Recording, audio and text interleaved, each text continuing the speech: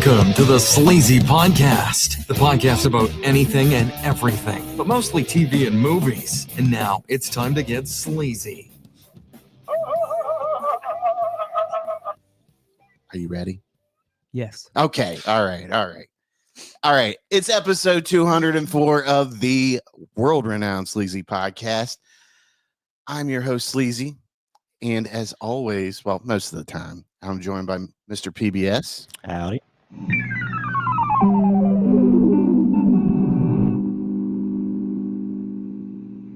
Yeah, that's nice. Is Rob's just like, he was patiently waiting for this. Of course, Pitbull, Robzilla. hello. How you doing, buddy? I'm doing great. You need to make like a graphic of like Robzilla busting through a building or a wall like the Kool-Aid man with Oh yeah. Oh yeah. fire breathing and whatnot.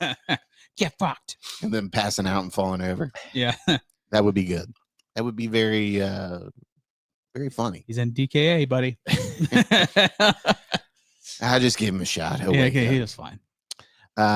So how, back to you. How was your 2 weeks since we've been apart? Just living. Touching some wieners. Mm-hmm. You know how it goes. You got to make that money, man. It's a tough economy out here, buddy. Touch some wieners. How's that experience? It's going. Did you get It's going. Did you get the blue gloves on and you were like, Yeah. "Ah." Like Boogie Nights, $50 to watch. You're ready to just take another career turn and go into nursing. Yeah. Right? But you have to know how to read to go into nursing, Rob. I can fucking read at least. I don't believe. How many pages have you read out of that book? That's zero. I can read. Why haven't you read any 'Cause I'm pages? Out of that fucking book? lazy. That is the epitome of lazy. Yes, Like, it is. where's the book at in your house? Oh, it's next to my computer at my workstation. Why don't you pick it up and just read a page? I'm about to. Just so you don't get picked on every week. I get picked on no matter what. Yeah, it's just exactly. one. This is It's one just- less thing to be picked on about. There you go. This is the new thing that we're picking on you over, Uh-huh. and it is phenomenal. It's my highlight. Along with you touching wieners, The illiterate wiener toucher. Rob's like, the nurse was like, we need to find somebody to put this man's catheter in. And she he looked looks- right over at him. She's like, you look like a bitch. You ready? She was like- you ready to get that started? I'm like, sure. Is that what they said to you? Oh no, we had to watch. Oh, jeez. Mm-hmm. Was your dad just like sitting there like, Yeah, he's. I'm like, let I bet me he had know. did he have his hands behind his head? He's like, No. come on. No, Let's get this over. No, he ain't doing all that. He ain't doing all that. How was your 2 weeks, buddy? Oh, You a little under the weather today? it's February. I'm surprised you're here though. Almost gone already, really. Yeah, Back to really. back. Tomorrow is March 1st, right? It's the first of the month. First January. of the January took all month. year and February is gone already. Yeah. Yeah. It's the first of of the the month. month. I stopped at the store real quick for my dad just to Oh, make yeah? sure because I knew it was gonna be bad tomorrow. I'm like, I'm not fucking going out there. Is it going to be bad tomorrow? Well, it's the first of the month. Oh, okay. Fucking savages are gonna be rolling out there. Nah, but they kind of spread those out. And just remember, Rob, our boy Donnie, he's cutting those benefits. So Yeah. you don't have to worry about that problem anymore. Yeah. You can shop in Yeah, peace. yeah, they're gonna be dead. It doesn't matter because they can't survive. So, but hey, it's okay. You will be allowed your SNAP benefits if you personally send a letter to Yeah. President Trump Yeah. If thanking him for them. If you bend the knee, you'll get an extra $100 a month. Or you can just donate $5 million and just give them your. If you pledge your vote for his third term, you'll definitely get more benefits. You might even get a $5,000 Doge check. That old. I don't know how they- survive. They used to do WIC where they'd like sent people like paper stuff to Yeah, the work with them. vouchers. Oh, they were such a bitch to fill out. But now it's mostly you get like a card or something, right? I don't know. I haven't. The last time I did WIC was 12 years ago. I don't see like the paperwork as much anymore, but like I'm not a front end associate.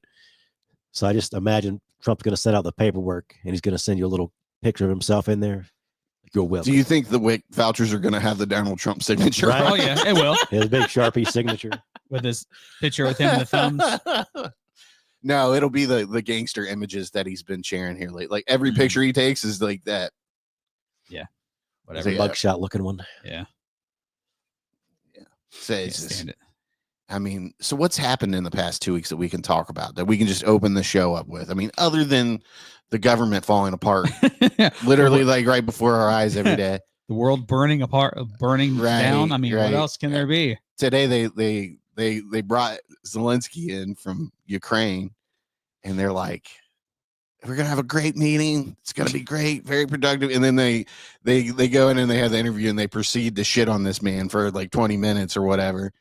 And I mean, they weren't just like having disagreement; they were like shouting at him, "You respect this office and the president." Like, well, first of all, talks to another leader like that in public. He calls me a dictator and then says it's my fault for the war. So yeah, he can get fucked. Yeah, I was waiting for him to get up and break his neck, like snap his neck. I gotta say, Zelensky's a better man than me. Yeah, because I wouldn't have taken that shit. I'd have been like, you know what? Fuck you. And what was that guy saying? Like, why don't you wear a suit? He's like, well, I'll wear one when the war's over, and I'll dress like a clown like you. He said, he said, I'll wear a costume probably after the war. Right. Yeah, like the guy is in the middle of fighting something that nobody in that room knows about. Yeah. And as much as JD Vance likes to pretend he doesn't know anything about that. But yeah, Zelensky just sat there, and I mean, he didn't take it, but he was moving around like he wanted to do something. He fired some shots back. Did you see the Ukraine ambassador or whatever? Yeah. She just put her fucking head down. She's like, I can't believe they're drilling my boy like this. Dude, is it fucking crazy? Yeah. She knows she's going to be the one who has to deal with it. Yep. Yeah. And then, so, we had that today, and then we had how many meetings with Elon Musk over the past 2 weeks? He pretty much ran that cabinet meeting. You mean President Musk? Yeah. That cabinet meeting was something else. Yeah, it really was, wasn't it? The way they were in there, like, I feel like the cabinet meeting usually has like in a room with windows, but this thing was like all closed off. Yeah, that's usually in that same room with that. It's big probably table. the same room. Yeah. Can you answer that question, Bobby? I don't know. He's like measles. There's always measles outbreaks. Like, Mr. Kennedy, there isn't always measles outbreaks. Need I remind you that in the year 2000, we actually said it was eradicated. Yeah. and that's like, and then some child just died in Texas, like, and that's his first death of measles in 10 years or something like that. Yeah. But like the reason why we have measles is because people aren't vaccinating their children because they think it's going to give them autism, amongst many other health issues. But how long has the measles vaccine been around? Oh, geez. Well, I mean, don't you want your you're our resident nurse. I'm not sure how long the measles vaccine has been around. Why is your feet all the way over here, Rob? All the way up. They're fucking short. But somehow they're in my space. Okay. I'm fucking Mr. Fantastic over here stretching. Obviously you are. You're sinking down into your chair. Yeah, I know. When was the measles vaccine made? In 1963, John Enders and colleagues transformed their Edmonston B strain of measles virus into a vaccine and licensed it to the United States. Got some spit on my microphone there. So that's the effect you have on me. You make me spit.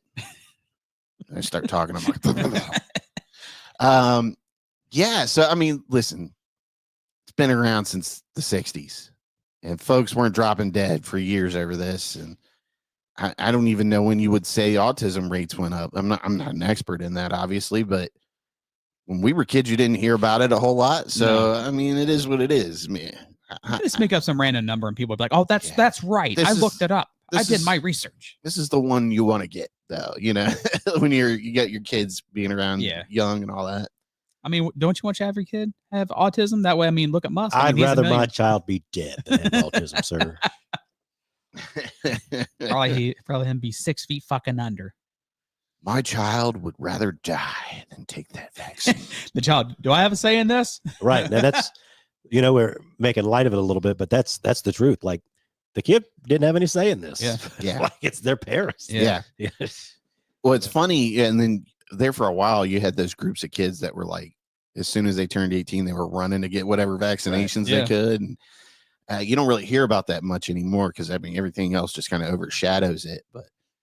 Just crazy, man. Crazy. It's wild. We're monitoring it. Like, how many cases did he say? He said something that was like beyond false. And you're just like, Come on, Well, the thing of it is, people are going like, I don't think that's right. They're like, this is crazy. And I love how, one of the reporters asked something about, what do you think about the public having outcries about Elon Musk? And he was like, I think everybody here's happy about it. Right? Is everybody happy about it? Like, don't you dare speak up. Go ahead. Raise your hand if you have a problem with Elon. You get the chainsaw, Elon. Oh, so he wants to do a gold card. For $5 million, you get an expedited citizenship to the United States. I'm guessing you don't have to learn about our history or anything. You just pay $5 million and you can become a citizen. Only problem is it's not going to be very lucrative. I'd imagine if somebody's got $5 million, they have other places to be other than the United States. They're not coming here. No. And that's such a small percentage of like the world population that actually like to them is like a licensing fee, like $25 or something like that, Like how many people like that are actually going to want U.S. citizenship? I don't think a lot. With everything going on right now, they probably don't want to if they had it. No, but just make the check to Trump. Right. It would appear that Ukraine is on their own now, and they might be getting tainted by Russia. Sad as that is to say, it is. But, and then he did say that Ukraine started the war, and that's outrageous. He called Zelensky a dictator. I mean, this has been a busy 2 weeks. Man. Yeah. Did I say that? Yes, Donald. You don't know what he did. Said. They did get him on that, and he was like, "I didn't say that." Yeah, you did. It's like play it back. Maybe not in the exact words, but yeah, you did. You did say he was a dictator. You said he started it, didn't you? Not. I didn't say that. Like, yeah, he better answer Daddy Putin. Today it was like he may have double crossed Obama. He may have double crossed Bush. He may have double crossed Bush at the other Bush. Like, what are you talking about, dude? You're reaching, sir. He respects me. He's weaving. He's weaving. Whatever. You got to respect the weave. Nobody respects you. Do you think Donald Trump is a Russian asset? Oh, he is. I mean, there's too many coincidences for there not to be some sort of loyalty there. It goes back to the whole Nazi thing. Yeah. It doesn't matter if Elon's a Nazi. The Nazis certainly think he's a Nazi. Yeah. And it doesn't really matter if Trump's a Russian asset because he's obviously acting like one often enough. Yes. You're appealing to the crowd. So I couldn't believe at the UN meeting when they were like, every other country in the world besides Russia and the United States voted for the what was it? I think it was just like a resolution to say that Russia started it. Yeah. Yeah. They were pointing the finger at Russia essentially. But yeah, enough of that. So my 2 weeks have just been that. Yeah. Watching the news. Trying to survive. Catching up on everything. Schoolwork, It's been busy. Pressed some shirts. Pressed some shirts last night for the upcoming toy show. Yep. March 16th, right? CTS. Yeah, CTS shirts this time. So we're doing a little partnership with CTS. So if you want a CTS Columbus Toy Show shirt, you can come to the Nerdco booth and we'll have it. I want one. By the way, I'm so proud. Robzilla wrote the syllabus for the show today.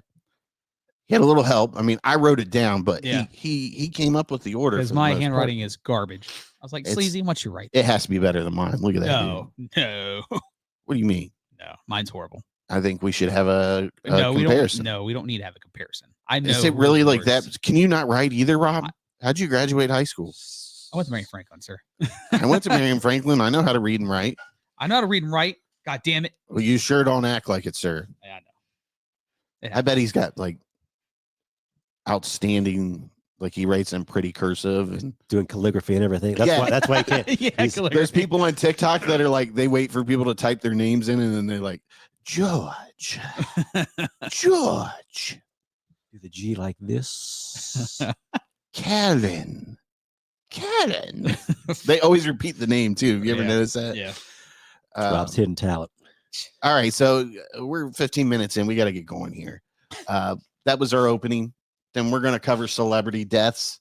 There's some James Bond rights. We're going to do Whatchu Watchin. You don't even know about this. We just spring some couple of segments in on you. Zilla's Tubi Pick. And then we're going to close the show out with top Gene Hackman films. So I imagine that'll come down to me and you. He's like, I don't don't know if I've seen a whole lot of. Well, no, Gene I've seen him, Hackman but I movies. mean, I'm like, just go to his IMDb and I know. look. I mean, you'll- I've already picked out like 5. You've already picked out like 5. Yeah. Okay. All right. Yeah, so we had a couple people die this week. Dropping like flies, man. Yeah, they come in 3s, and we really haven't had that 3 unless you count Gene's wife. And the dog. Yeah, and the dog.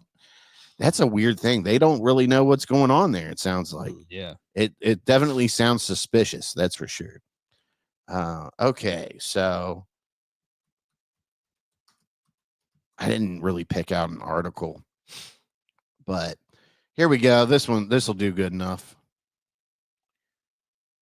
This is going to be, how do you say her name? Trachtenberg? Michelle Trachtenberg? Trachtenberg. Okay, Trachtenberg. She was a former Gossip Girl, and Buffy the Vampire Slayer star dies at 39. She's our age, dude. It's crazy. It's really sad, man. Okay, I gotta get my bearings. Oh, what is that noise? What is that? Oh my! It was like, no, don't click on that.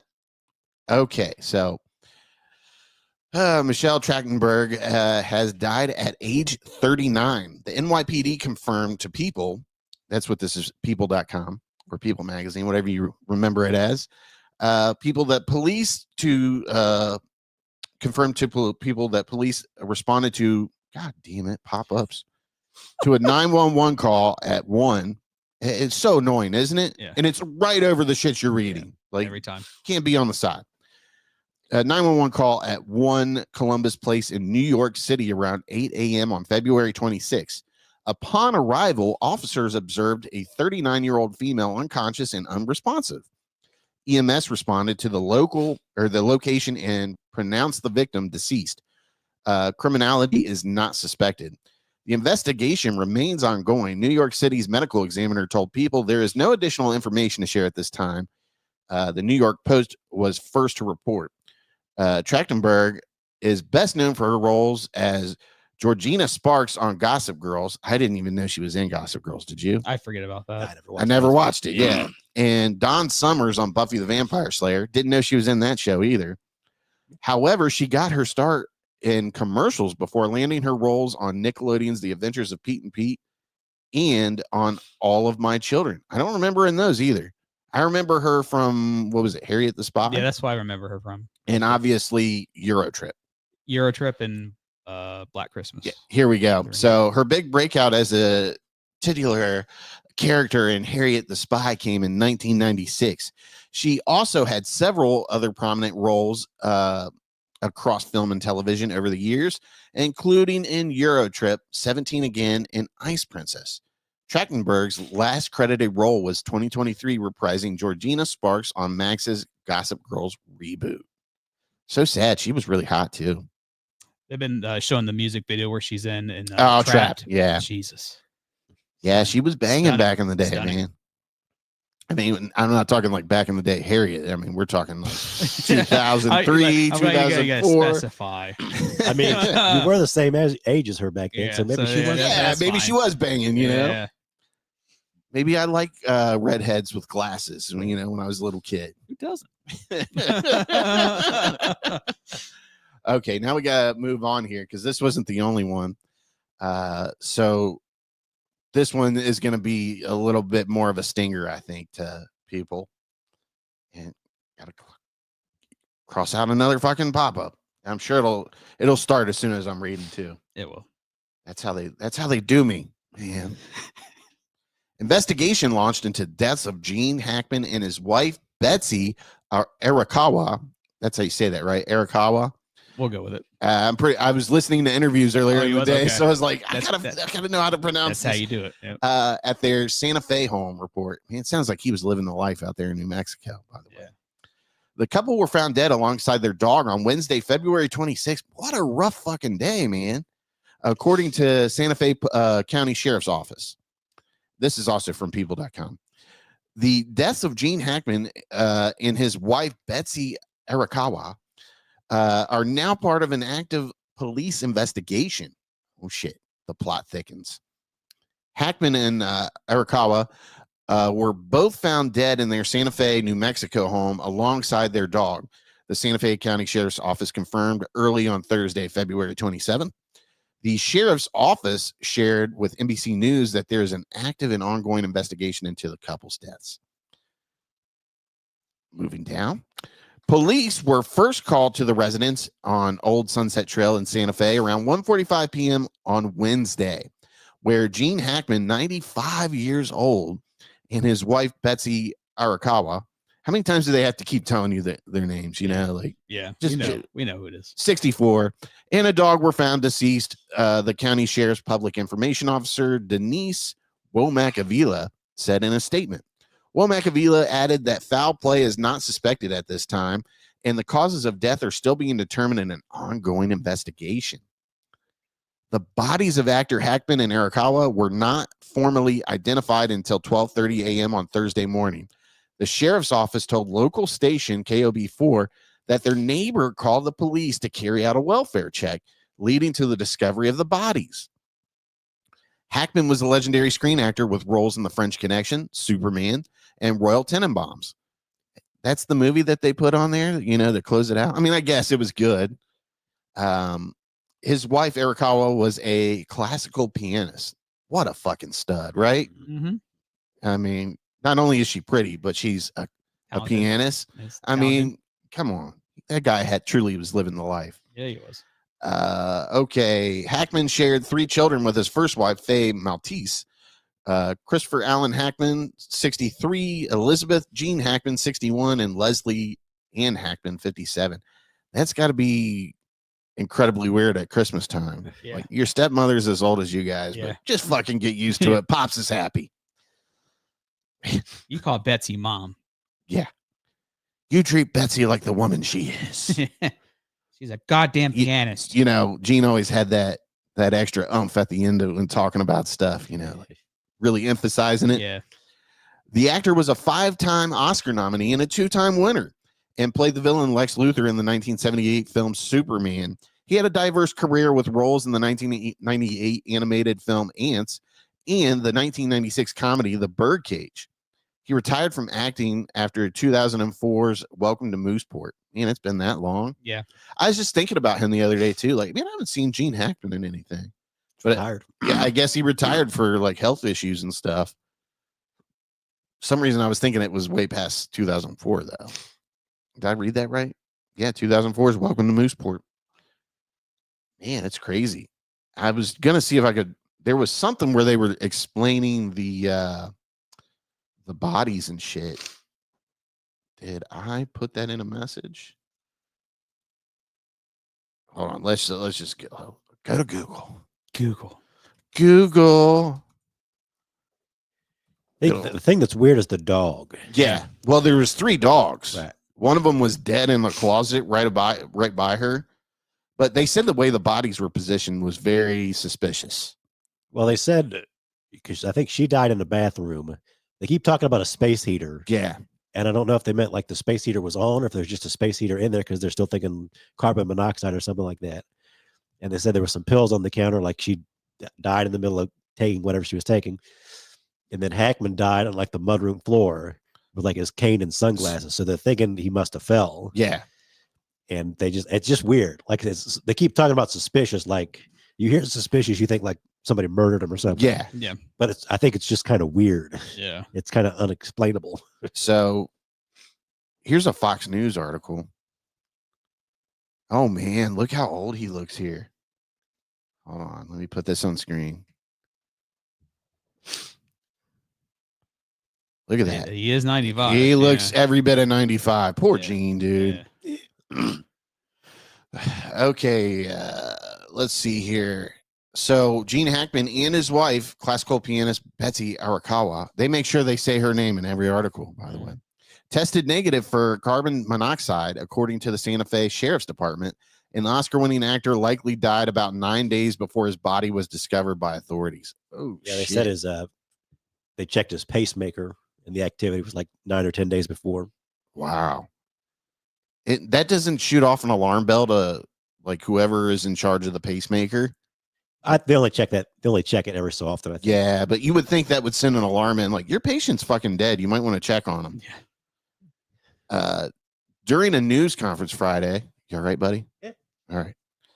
During a news conference Friday, Santa Fe County Sheriff Adam Mendoza confirmed the last event noted on Hackman's pacemaker was February 17th. When asked if February 17th, 9 days before his body was found, could be the day Hackman died, Mendoza noted that was a very good assumption. According to the pathologist, I think that is a very good assumption that was his last day of life, Mendoza said. He also confirmed after a discussion with medical examiner that Hackman and his wife, Betsy, tested negative for carbon monoxide. Mendoza noted that detectives will analyze cell phone data, phone calls, text messages, events, photos, and the cell phone to try to piece the timeline together. One of the things is in investigation, we try to piece the timeline together, usually before the events happen.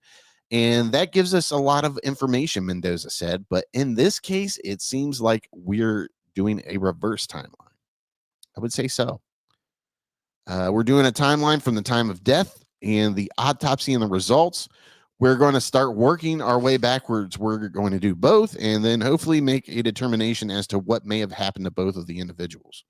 Well, I mean, shouldn't the coroner be able to, the medical examiner should be able to figure out what they died of? Well, I think kind of what he's getting at is they just died. Yeah. Yeah. Like I said, no signs of foul play or anything like that. But they both died at the same time. And then I think what it is with the dog too is what kind of Yeah, and then the pills on the table is like a red flag too. Like again, I mean, Gene Hackman was 95. If you say he just fell over and died, you can like, yeah, probably that's 95. I mean, listen, I'm just gonna throw it out there. Gene Hackman was getting ready to unleash some disclosure of some type, and they fucking got him. They got him. Got the poor bastard, man. What did he know about Epstein? Right? Is he on the log as well? The flight log? But no, when I first heard the story and I read their ages, my initial thought was, oh, well, maybe something happened to her and she died, and he was just so old he just said, "Fuck it, I'm gonna roll." Yeah, that makes sense. Maybe she died and he was like, I'm 95. Yeah, and he wanted to kill his favorite dog or something because they said one of the dogs was like outside the bathroom where she and the other dog were. Then the other dog was just running the fuck around outside, but the door was unlocked too. That's why they can't. It's just weird. Yeah, it really is. Like I think if it was carbon monoxide, which they said they didn't find, but the door was open. So if the door was open, it's usually harder to die from carbon monoxide. Right. Usually that stuff happens like in the middle of the night. Right. You go to sleep with that stuff. So it's just weird. It's depending on what information they find from the cell phone and stuff, we might never know really what happened.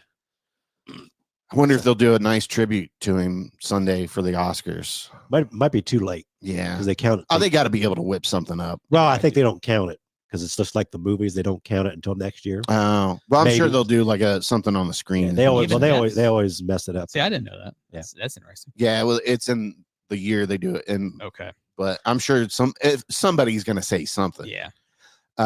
So when asked whether the prescription bottles could have been related to the death, Santa Fe County Sheriff Adon Mendoza told the Today Show Friday that obviously very important evidence at the scene. That's obviously very important evidence at the scene. That information was collected, passed to the medical investigator to help them make a determination. Yes, we're looking at that specifically and other medications possibly in the residence.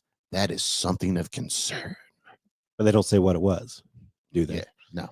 That's the thing. Like maybe he dropped dead and she didn't want to go on living. Yeah, that could be. Took some pills and she fed the dog. She fed the dog a pill too. Well, the dog just got it, so it's just he jumped up on the counter. Man, I'm going to fuck it. Like I said, it's just weird. Yeah, it really is. Kind of it's kind of a shitty way to go too. Just kind of like drop dead and then.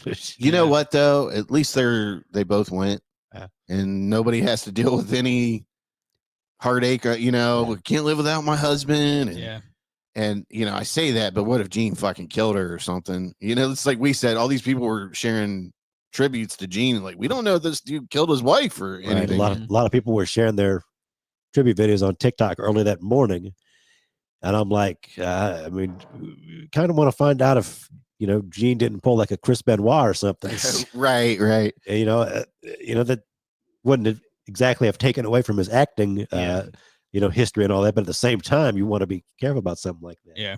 So it's just, I'm assuming. I don't, that obviously doesn't seem to be the case. Good thing is they didn't find him, choking himself out to the weight machine downstairs. Yeah. I'm assuming they're probably thinking, well, he's 95. He's really going to kill his wife. They're probably thinking that too. Right. But Yeah. How much effort could he put into? Yeah. But then again, stranger things have happened. Right. So it's just, like I said, it's just odd. Yeah. Very odd. Like I said, I don't think doesn't seem like it's going to turn out to be foul play of any sort, hopefully, but. Yeah. My man was wearing shades inside though. Still stunning. The day just like those pictures. I mean, there was a big thing. We probably talked about it. I think it was last year. The New York Post put out a picture of Hackman, and it was like one of the first ones they'd posted in a couple of years or something. And people were kind of getting on there talking about his appearance because he was a thin dude. I mean, but he was 95. Fucking 95 years old. To be out and about at the age of 95 on your own walking. Yeah. That's you're not good gonna be like a 300-pound person, 95 years old. To make it to 95 to begin with, and to have, health for that age is great. Then and that kind of makes it even weirder. Again, his wife was 30 years younger and seemingly healthy. So they said they took a planner, I think, too. So hopefully they kind of figured out. Oh, they took a planner. Yeah. That's the true testament of how old these people were. Yeah. They were still using a planner. Yeah, Gene, like I said, Gene's been retired for a long time. Gene, he wrote some books maybe like a decade ago. So like, okay. It's not like I don't think he needed money. Living in a $3 million house in Arizona, in a good part of Arizona. New Mexico. Oh, I thought it was Arizona. Santa Fe, New Mexico. But yeah, so I don't know. Just weird. Yeah, it really is. Okay, so moving on here, PBS wanted to talk about this, and it's a very valid thing to talk about. I see where you posted Gene Hackman in there too, NPR. By the way, what are we going to do if NPR gets shut down? They're not going to get shut down. They got too many public backers, you know? Despite the... I really want to donate to them now, just to rub salt in somebody's wound. Unfortunately for me, NPR and PBS have really let me down the last decade. They're very... like centrist. Yeah. They're not, and people, that's people like Donald Trump like to come out like this is the left-wing media. It's like, no, not really. Yeah. They're pretty centrist. He was not too long ago, he was talking shit about NPR, and like they what was one of the Doge findings? Like, we're sending all this money to NPR. Fuck them, cancel. And it's like they're really not that bad. They kind of play it in the middle and let you interpret it. But there's no left or right wing agenda there. And that's the problem. They want it to be on their agenda. Yeah. But it's not Fox News. All right. So this is from The Guardian. But James Bond producers give Amazon full creative control of 007. Deal is struck with heirs to film produce Albert Cubby, Broccoli, long-serving stewards of franchise. James Bond has fallen into the hands of a billionaire's business empire after Amazon revealed that it has acquired creative control of the spy franchise from Broccoli Dynasty. What a name for a fucking company, right? Mm-hmm. Amazon MGM Studios said on Thursday it had struck a deal with Barbara Broccoli and Michael G. Wilson, the British-American heirs to the film producer Albert Cubby, Broccoli, and longtime stewards of the Bond films. A spokesman for Amazon said the financial terms of the deal were of their eyes only. So it was a shit ton of money. Oh, yeah. But the world's second largest corporation by revenue confirmed that it had formed a new joint venture with Wilson and Broccoli to house the James Bond intellectual property, with Amazon assuming creative control. Within hours of the deal, Jeff Bezos, Amazon's founder and the world's second richest man, was asking followers for casting advice via social media platform X. Fuck, he's going to ruin James Bond, isn't he? Yep. Oh, man. He's probably going to play James Bond. Yeah. Right. Jeff Bezos. On the social media platform X, owned by the world's richest man, Elon Musk. They're just fucking ruining everything, aren't they? They really, Bill Burr is right. They need to be put down like the rabid dogs they are. It's very true. He asked, who'd you pick as the next Bond? The agreement could open the door to production starting on a long-awaited new film and to potentially limitless avalanche of spin-off TV shows for the Amazon Prime streaming service. Probably not a bad deal for them, obviously, because they can do whatever they want with this now. The deal is not thought to be related to a Dubai-based property developer's audacious attempt revealed by The Guardian last week to seize the James Bond trademark across the range of goods and services. Amazon has had a financial interest in James Bond since 2021 when it paid $8.45 billion for MGM, acquiring 007 as part of a catalog of more than 4,000 films and 17,000 TV shows. Good God. Then let me move my soundboard over here. Amazon, or the MGM deal, gave Amazon the right to distribute all the James Bond films, but it will now gain the power to press ahead with new installments, kickstarting a production line that has stalled in recent years. I mean, they made fucking how many movies with Daniel Craig? I mean, it's just time to give it a rest for a little bit. You know? Yeah. I'm sorry, but how many adventures can James Bond go on after all these years? In the earlier years of Bond, the franchise was regular, even annual fixture in the calendar, with 16 films released between Dr. No in 1961 and License to Kill in 1989. The subsequent 6-year gap until GoldenEye was the longest break in the history of Bond. I remember that being a big thing when Pierce took it over because it hadn't been on in years, and people were like, "Oh my God, James Bond's back!" It has been 4 years since the 2021 release of No Time to Die, and with no new film in production, the current hiatus is on course to become 007's longest ever holiday. That's so clever, wasn't it? Gaining creative control will give Amazon the power to move forward without approval from Wilson and Broccoli, who have acted as careful guardians of the integrity of the character originally created in 1953 by author Ian Fleming. All right. So what do you think, man? I mean, I would think you're the biggest Bond fan here. In a sense, it's obviously kind of bad news.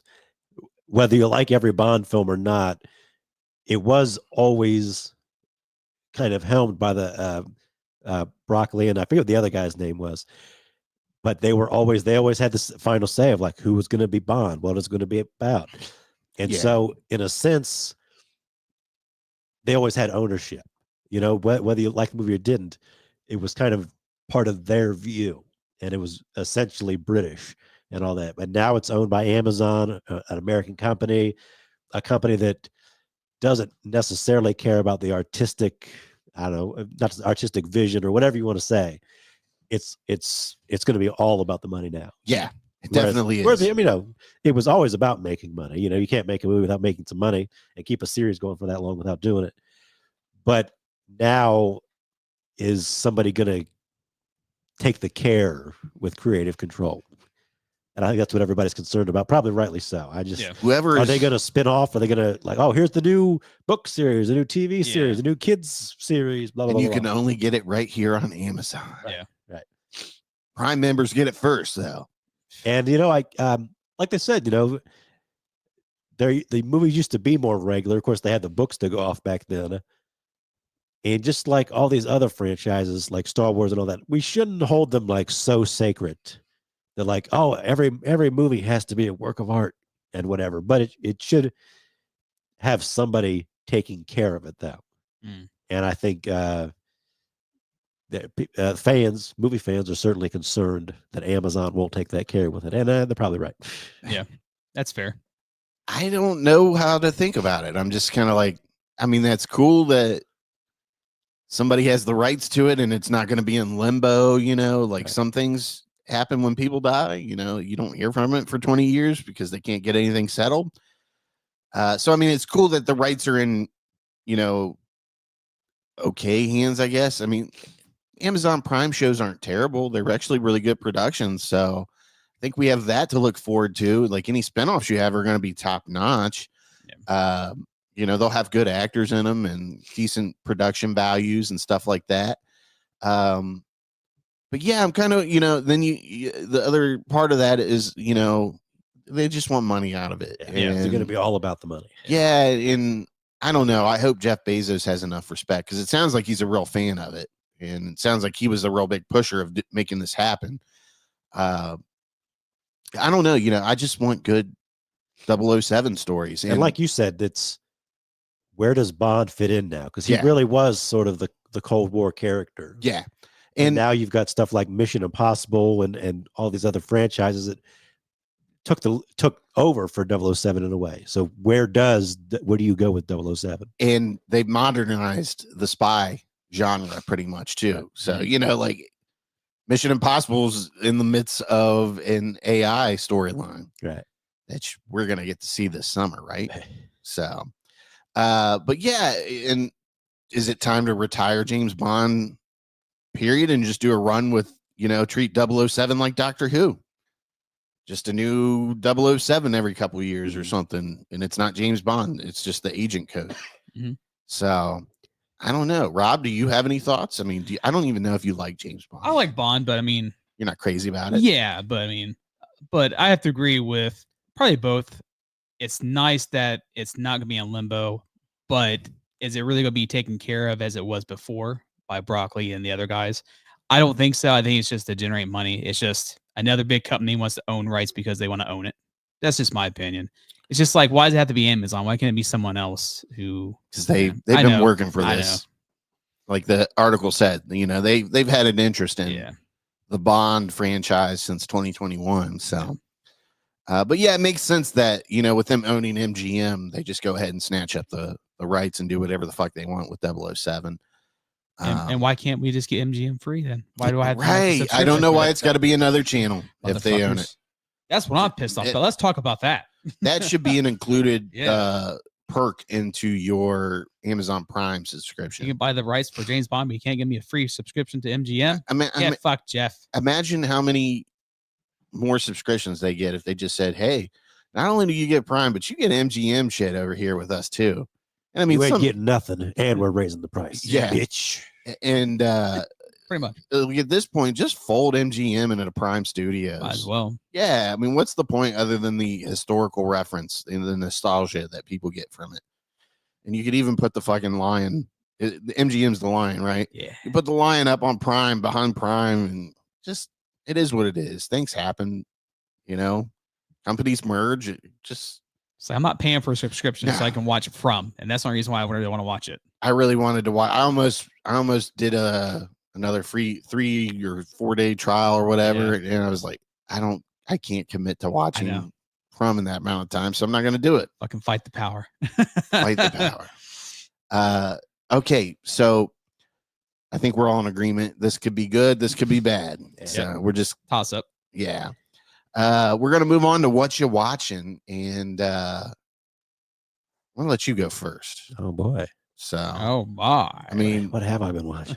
Yeah, what have you been watching? I always wonder what this dude does with all of his time. Just like me. Sniffles. We got coffee, the cougher over here, and Sniffles over there. I actually coughed there. Yeah. Sorry. Yeah. I had a crazy laugh earlier. So, one of the things I finished watching recently was I bought the Blu-ray set from last year from The Flash, the 1990s television series. Oh yeah, that's right. With John Wesley Shipp as the Flash, and I gave that a rewatch, and that was still a fun show to watch. It's only like what, 1 or 2 seasons? It's only 1 season. Oh, that's right. Okay. From 1990. I can still remember being devastated. Like, I forget, did it air on like Saturday nights? For some reason, Saturday nights is like sticking out of my head. It initially aired on whichever channel, like NBC, ABC, and it was a little, I don't think it had like regular nights for a while, but I always remember that they showed it on Sci-Fi Channel on like Saturday night or Sunday night with the RoboCop TV series. I just remember trying to tune in one Saturday because I knew the time, you know, and everything. And I remember we had a turn dial TV back in the day. Mm-hmm. I had a few of them. And I remember, dialing into the station, tuning in, and it wasn't there. And I was like, I just remember looking at my mom like, I didn't say this obviously, but like, what the fuck is going on here? You know, Did you turn the like, dial like maybe I'm on the wrong channel? Yeah, You're yeah. like, oh fuck. and I just remember her having that talk with me, like, sweetie, sometimes shows don't always come back. And I was like, no, Why, Mom? This is Why? bullshit. this is insane. And I don't think it got like a real closer, did it?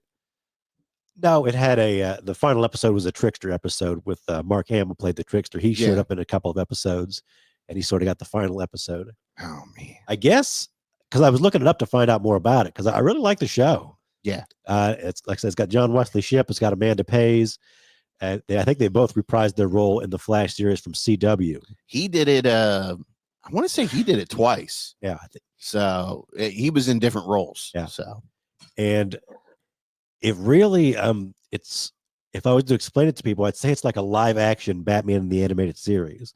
They both had the Danny Elfman theme. They both had scores by Shirley Walker.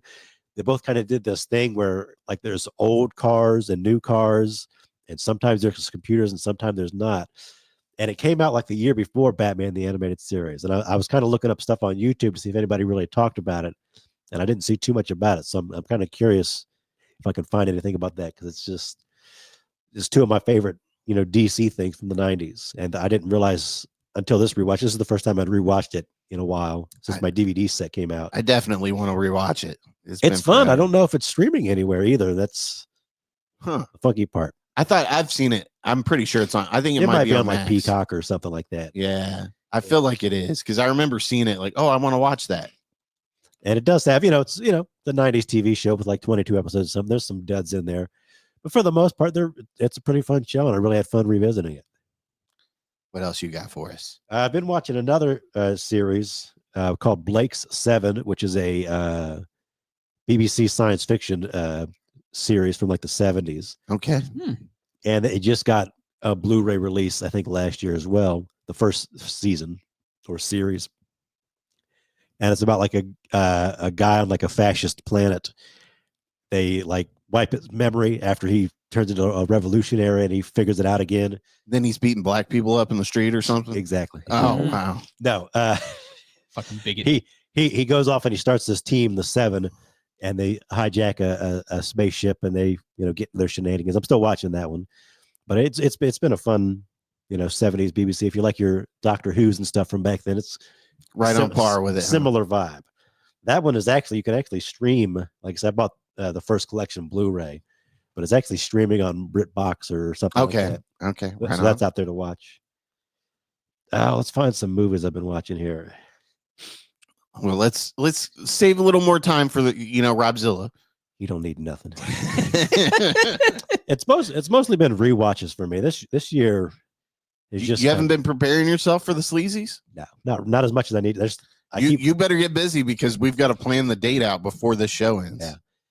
And it's like I said, it's just mostly been rewatching stuff. I did watch Vanilla Sky starring Tom Cruise. Oh yeah. Is that Nicole Kidman? No, that's That's Eyes Wide Shut. Sorry. Penelope Cruz. Oh, that's right. yeah, That's Penelope Cruz. Yeah, Vanilla Sky from 2001, where he's like a rich guy, and he Cameron Diaz tries to kill him in a car accident, and he messes up his face. Yeah.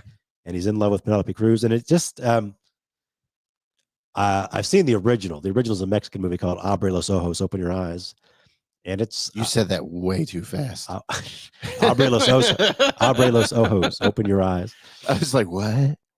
And it's you kind of have to watch it. It's an interesting movie, and I think at the time it came out, a lot of people were kind of like shitting on it a little bit.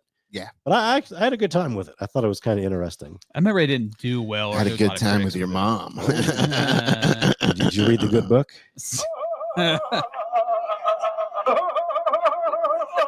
Maybe. Imagine hearing that when he's choking you. Who? What? Yeah. I rewatched True Romance on Valentine's Day. I hadn't seen that in a long time. Such a good movie. It's one of those movies that I always kind of forget how good it is until I'm watching. I'm like, oh yeah, this is pretty damn good. I wish, hear me out here. I wish that Quentin Tarantino would do a remake of it. And I don't know if it needs a remake. do it his own style, the way he wanted it to be portrayed. Yeah. Here was my question watching it.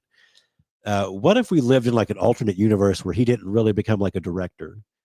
Like maybe he directed Reservoir Dogs and Pulp Fiction, and maybe they weren't big hits or something like that. Yeah. What if we lived in like a universe where he was just writing movies Oh, and doing scripts and all that? And I don't know. It's just kind of funky to think about because he did the scripts for his own movies and all yeah. that.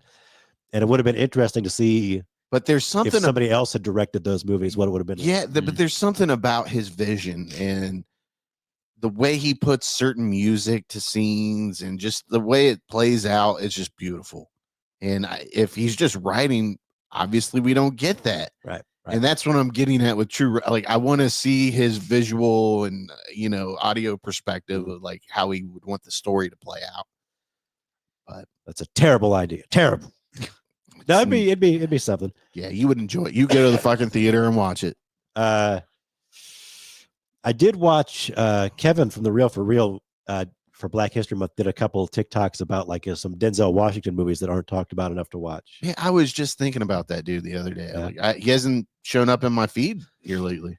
I think he took a little bit of a break, like around when the TikTok ban happened. Yeah. And I think he's been posting more regularly lately. But I watched a Denzel movie from 1989 called The Mighty Quinn, where he's a sheriff on like a Caribbean island named Quinn, and a rich white guy gets murdered, and the local not like crazy guy, but kind of like he's wild. Everybody knows him. And they're like, oh yeah, he probably would have murdered that guy. He gets kind of blamed for it, so it's the rich white country club people are trying to like, hey, you need to go after him, and he's kind of like, well, I don't really think he did it. And there's a lot in here. They pack it's like because Denzel interacted with him, Robert Townsend, so it's kind of like there's a little bit of buddy comedy in there, and it's kind of a crime movie and a thriller movie, and there's like some musical numbers in there. So it really, it's a little all over the place, and they pack a lot in there. It sounds like it. Yeah. And it's worth the watch. It's for Denzel. Denzel really kicks everybody else off the screen. I mean, it's Denzel. You can feel his. This is from '89, so he's not quite what we think of as Denzel yet, but his like movie star charisma really just kind of blows everybody else out of the movie. Okay. And that was streaming on Amazon Prime or something. So that's kind of worth checking out. I love the movie Ricochet he's in with John Lithgow. I've been meaning to watch that. I got it saved to my list on whatever streaming service. John Lithgow is going to be playing what's his face in the Harry Potter series. Dumbledore, whatever. Lord Dumbledore. Yeah. I didn't know. No, dude, I don't even like Harry Potter. I don't, dude. I dated a girl that was obsessed with Harry Potter, and I'd watch it and I'd be like, yeah, this is kind of cool. And I just can never get into it, though. Yeah. It's interesting. Yeah, it is. But I'm like, Not something about it just doesn't draw me in. I need to watch the ones where they're a little bit older. Yeah. I hear those are more darker and entertaining. The more adult themed. Yeah, so I might dig that a little bit more. I just remember being at a party once and I was like really drunk. Just like it was one of those times where like, there's only a couple people left and I just ended up on the couch and I was getting ready to pass out and Harry Potter 1 was on and I watched it and I was like, okay, what's the big deal? I don't see the big deal about it. Yeah. I went and saw the first 1 or 2 in the theater. Back then, like, yeah, they're okay. I remember when those fucking books would come out and like the lines. We would work till like 1 or whatever. So at midnight you could sell them, and people would be fucking raiding the store for that. It was at a grocery store, and they really pushed the movies too because they wanted to keep how young they were and keep how they're growing up. So they pushed those films pretty quick too. All right. Anything else, sir, that you'd like to grace? No, those are kind of the big ones I got. Okay. All right. Like I've watched a few Hackman movies. I actually watched one like a week ago, and then I watched one last night. We'll talk about that here shortly. Yes. Zilla, come on, hit us with something good. Okay. So I've been mostly watching, again, my documentary kick. And exclude your Tubi picks from this. Yes, I am. So I ended up watching a movie on Shudder called Dark Match, which has Chris Jericho. I've seen that a couple times. It's not good, but it's entertaining. It looks very terrible It's entertaining, but it's not great. Okay. So I watched that. My Tubi pick from last week, I Saw the Devil. We watched that. I watched A Real Pain. Real Pain. Yeah, Real Pain. It sounds like a man's Jesse movie. Eisenberg and Kieran Culkin. I can't pronounce his first. Oh name. yeah. So I watched. It's not bad. I watched liked that. It. I liked it. It was okay. It's all right. Yeah. Like they're talking about like, you know, obviously there's some Oscar nominations with that movie, so that's why I watched it.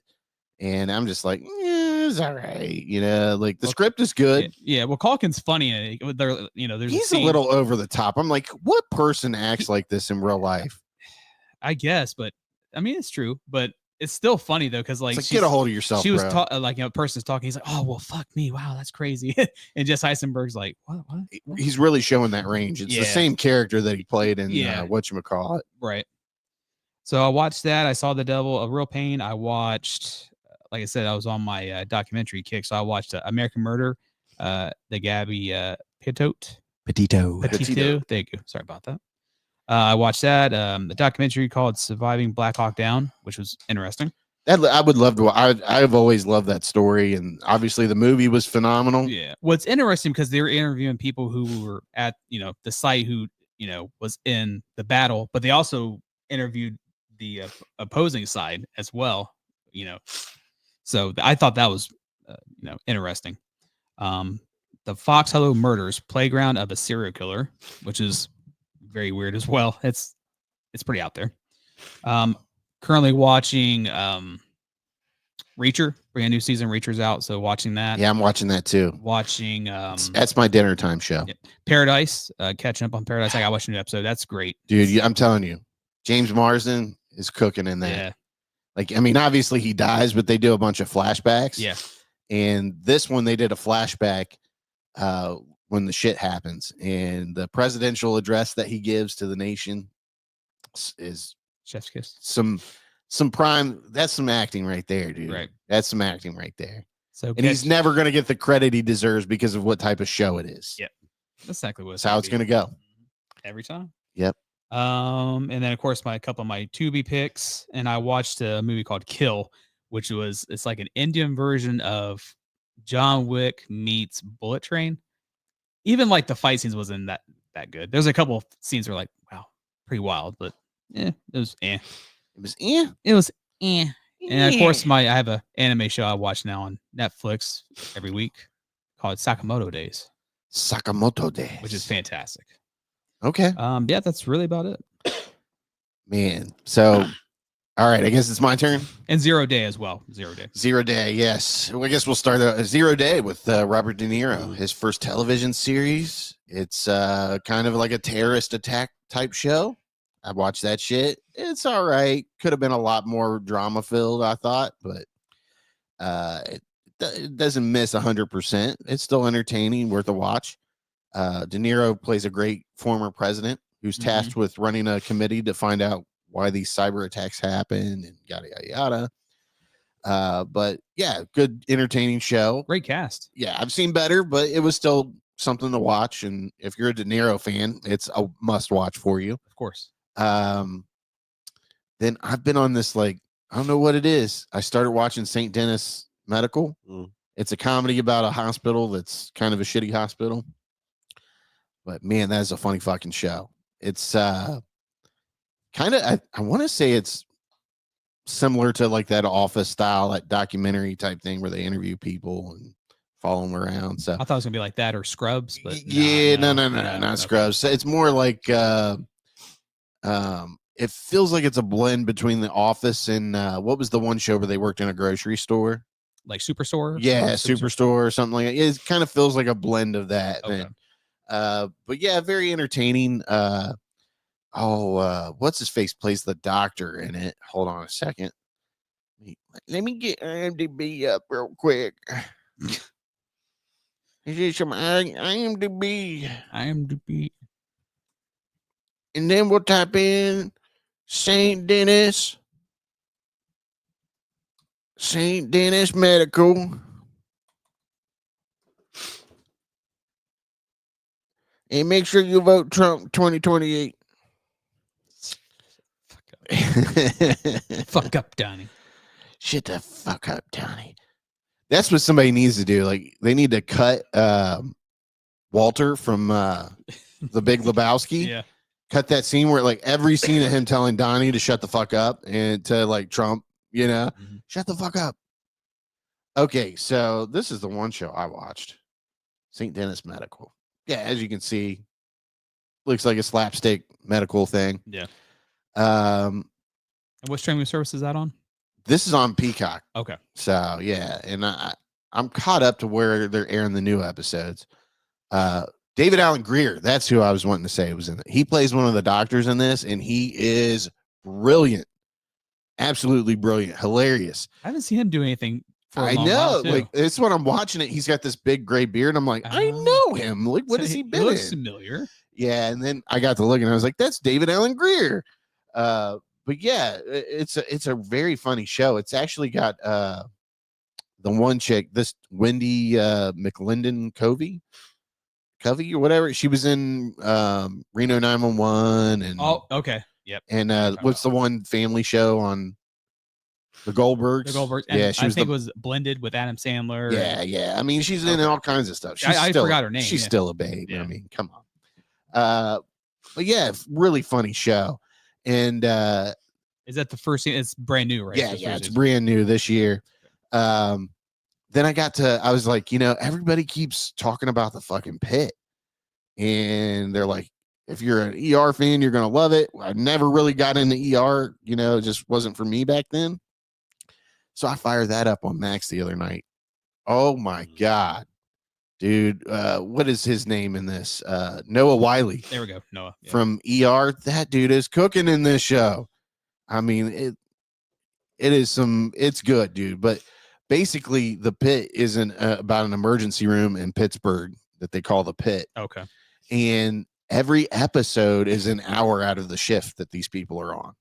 And the show follows Noah Wiley's character, and he's kind of like the head doctor over the ER department. But then you've got they just mix it in with, everything they're dealing with. And I mean, it's like fast paced. Like, I actually texted my sister because, she's a nurse practitioner. Don't want to leave that out.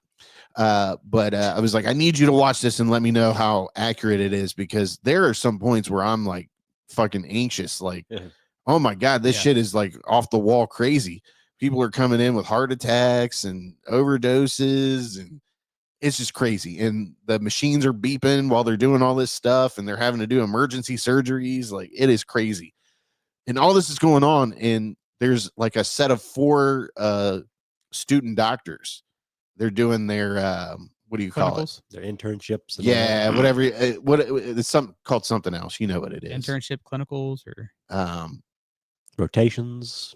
No, like, what do you call it where you're studying under like a real doctor? Or nurses have it too. It's usually your internships. Well, whatever. There's another word I'm thinking of for it. House or something like that, or I can't remember. Oh, residents. The residents. Yes. So, that's the word. They're doing the residents there or whatever, but and I could be wrong about that. They could not be doing it, but yeah, they're studying under Noah Wiley, and so he's kind of like, he's teaching at the same time. He's fixing people. He's dealing with his own personal problems, and he's a doctor who's very much affected by the pandemic. Like, every once in a while when he goes to see a patient, he has flashbacks to him in a suit, trying to save lives, and people are dying left and right. It's a crazy good show. And I'm not one to like ever been overly excited about medical shows. Right. But yeah, it's crazy, dude. It's crazy good. You got to watch it. Like, when you guys go home tonight, fire up Max and watch the first fucking episode. It's on Max. Okay. Yes. Another reason why you should have a Max. Is it subscription. so? It sounds like it's a style of like 24, so it happens. It's like 24 mixed in with ER, dude. Right. It's really good though, really good. But it's just, I get the same way. Like, I start getting anxiety because like it's the hospital setting, yeah, so it's kind of like. And I mean, these people are fucking dying left and right. Like, one guy dies, and it's crazy, dude. I prefer House.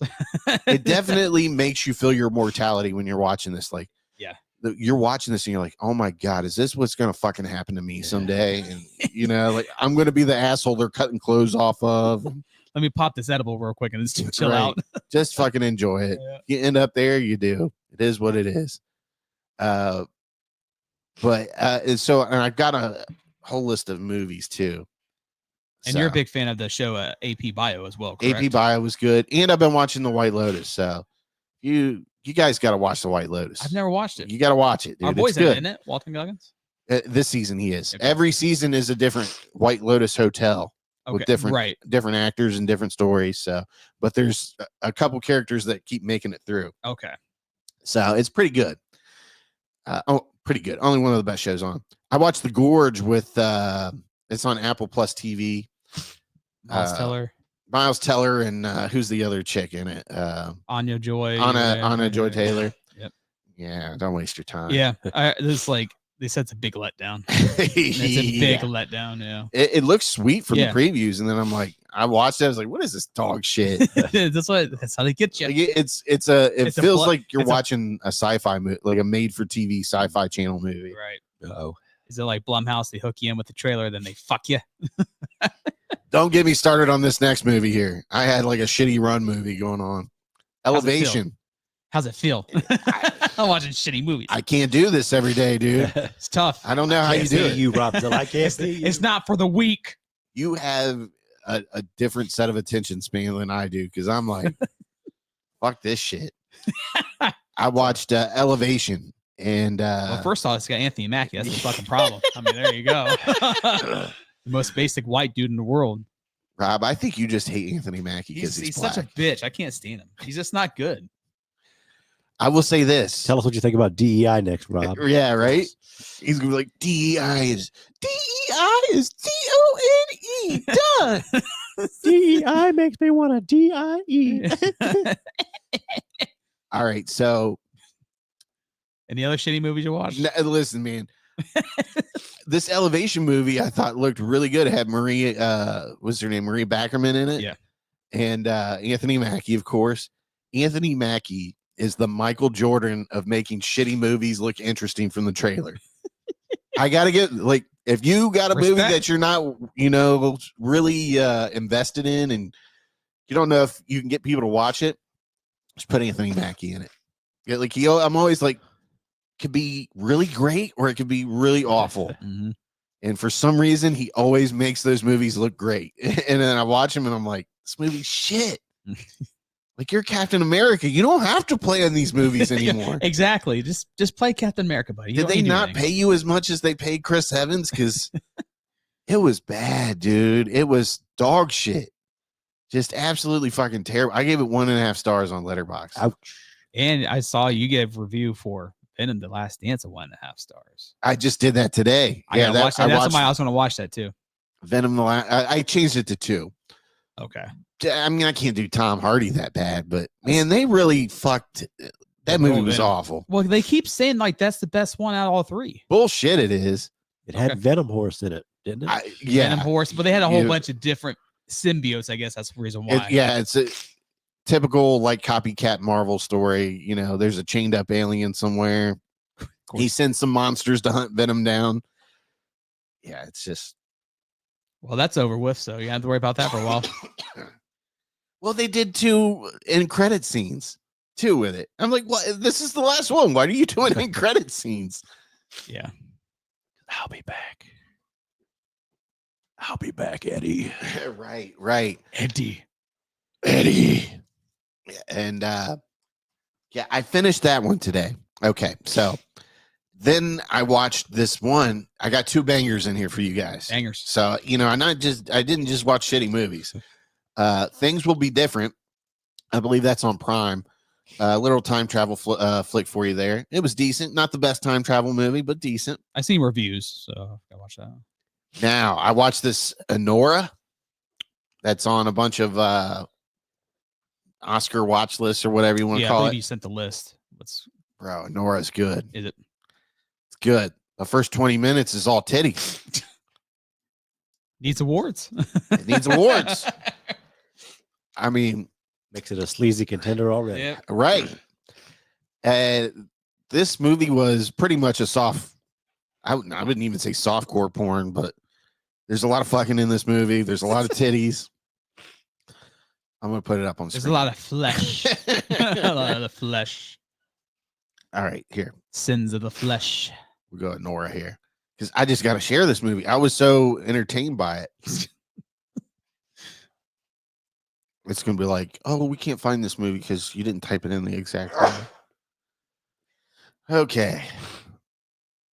So this chick was in the Scream. Yeah, the one Okay. Scream. Yeah. Nora, a young sex worker from Brooklyn. She takes offense to that. She's a stripper, an exotic dancer. Sorry. What the fuck you ever call him?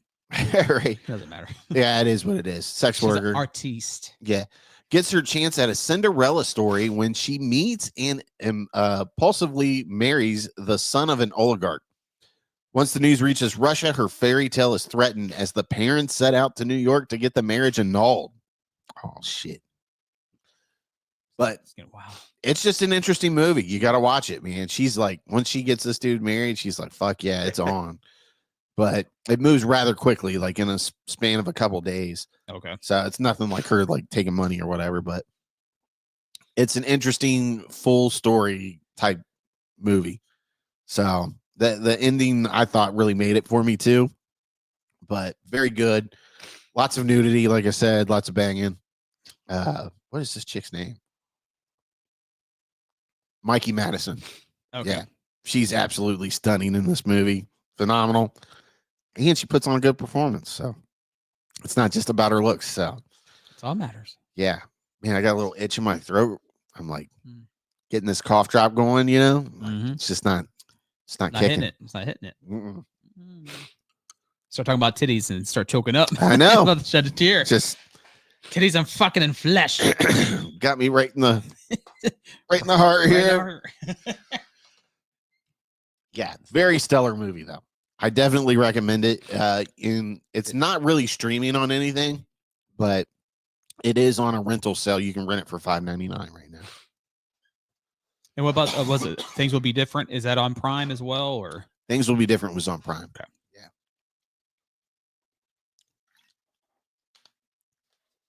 That's all I got. That's all I watched. So joining the shitty movie crowd, huh? I know. Proud of you. Proud of you. It's time for Robzilla's Tubi pick. Oh, here we go. Let me get this. What kind of intro music you want? Oh, I don't give a shit.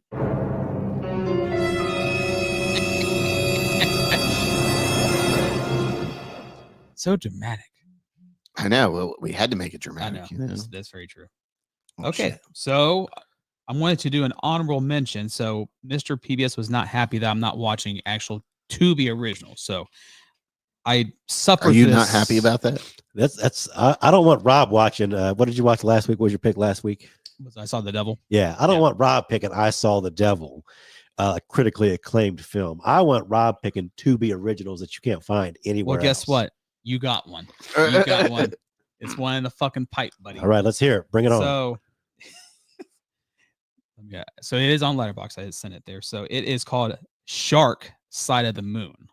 Ooh, okay. Jesus Christ. I'm in. Let's go. Let's talk about it. Tell me about it. Shark Side of the Moon. Talk to me, Rob. I gave You it. notice he's owning this segment a little bit more this week. I gave it 1 because I chuckled like 3 times. After Oh that, it my was god God. awful.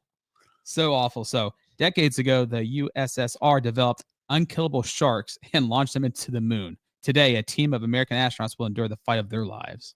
Those commies. What won't they think of? Yeah, it's just, and the thing of it is, they're not launched into space on accident.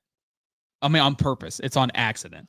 Like 2 scientists jump into a spaceship and they try to get away, so they just launch into outer space. This movie doesn't even have an average rank. Somebody put a 3, and that person should be smacked. What's the year next to it? I can't see. 2025? 2022. Okay, so it's a little older. It's like It's a little so older, they're- a couple years look, old. They're on the moon. Okay, there's like 3 or 4 of them. They're out of the ship because it crashed on the moon. So they're out looking for supplies to fix it, and then they come across and there's 2 people standing there with no suits on. Oh my God. They're like, how do you not have suits on? It's shit's wild. It's so bad, but I did it. I suffered. He's like, I did it. got through it, dude. I got through it. It was very hard to get through that fucking movie. But so, and then the Tubi pick of the week, I've mentioned this before. We've watched it, but Slumber Party Massacre. My I mean, it's just so much fun. the top popular review on Shark Side of the Moon Says this could have been a 5 stars if they had a character named Carl Sharks. Yeah. I But feel like we have to just exclude Slumber Party Massacre and make Shark Side of the Moon your pick. okay. Oh, hey, that's fine. Hey, that's fine. We'll go with that. No, I think we'll keep it at Slumber. Well, it'll all be part of it, you know. It Yeah. is So, what it so is. Trish invites her high school basketball teammates over for a night they'll never forget or survive when an unexpected guest crashes the party and an escaped psychopath with a portable power drill. Jesus, that's hilarious. Who doesn't know what Slumber Party Massacre is nowadays? So I don't know, but they need to watch it. It's 1982. yeah, it's a great movie. Fantastic. It's a get a group of friends together and Drink, play cards, and watch a something. horrible movie on Tubi. Yep. But this is entertaining, so that's all that matters. So it's actually fun, but not good movie, but very fun. Right on. So that is my pick for the week. That's it. That's all you're gonna give us? Yeah. Shark Side of the Moon. That sounds so fucking awesome, doesn't it? I was like, and I saw the picture. I was like, oh God, we're gonna watch it. We're gonna watch it. You're gonna watch it, you mean? Yeah. Sorry. Okay. When I say we, it's me and the fucking dog. Just and she sleeps. How is that little pup doing? Fucking mean as shit, dude. She's in the phase of digging. So like I walk out and she just starts digging. I'm like, shut. I was like, get off the fucking ground. Like I throw a shoe at her. She gets pissed off and tries to attack me. Throw a shoe at her. Oh, here's a ranker list: 70 best Gene Hackman movies ever, ranked by the fans. Boom, let's go. What do you think is number one? I would say probably Superman. No, Rob, come on. French Connection. Yeah. That's fair. Well, you got IMDb up. You looking at it? No. Movies that Gene Hackman is noticeable in. I need to. It's been a while since I've seen the French Connection. I actually bought the Blu-ray sometime last year or the year before. Remember they were talking about it was on streaming, and somebody said that Disney or whoever owns it like had edited it. Like he uses the hard R N word, and they had taken that out, stuff like that. So everybody was kind of like, "Oh, you better get it on physical media before whoever's streaming it edits it more." I'm like, "Oh, well, maybe I'll do it." I grabbed it for like $10 or something. Like, yeah, okay. I watched it last time on something, and it had the hard R in it. It's been years. It's a good movie. Years It's classic. since I've seen Definitely worth checking out. Yeah, it definitely. I think the French Connection is probably his best performance. So yeah, it's well deserving of that number one spot. You got Gene, you got Roy Scheider, Billy Friedkin, who died a couple years ago. Yeah. Just classic car chase. What do you want? Yeah, the car chase is amazing for that time. You know, like the way it is, the whole structure of it is just amazing. The pace, it is crazy. They made a movie 5 or 10 years ago. I forget what it's called. It might just be called The Connection. About it's a sequel to this, but it's told from the French, like the drug dealer side. And it was pretty good. All right. Worth checking out. Unforgiven. Awesome freaking movie right there. I've only seen Unforgiven like once all the I way love through. Unforgiven. Good movie. I've only seen it once, but it was awesome. I watched it every time it was like on like TNT or something. Little Bill. Yeah. That's a TNT movie all the way. Hands down, yeah. Clint Eastwood, Morgan Freeman. Good stuff. The Conversation. Now, this is what I rewatched last night. I haven't seen this. This is one to check out. I think it's kind of the sleeper. Like everybody knows that it's good, but it's the one maybe people haven't watched enough where Gene Hackman plays Harry Call, and he's like a surveillance security expert. And him and his partner are recording this couple that are walking through like the town plaza. And he kind of the woman's in trouble. Like they're thinking like she's having this affair maybe, and he's thinking she might get in trouble, might get killed. So he kind of becomes a little bit infatuated with her and trying to help her. At the same time, he's not like a paranoid person, but he's kind of this private person. So there's this whole thing going on. It's really worth checking out.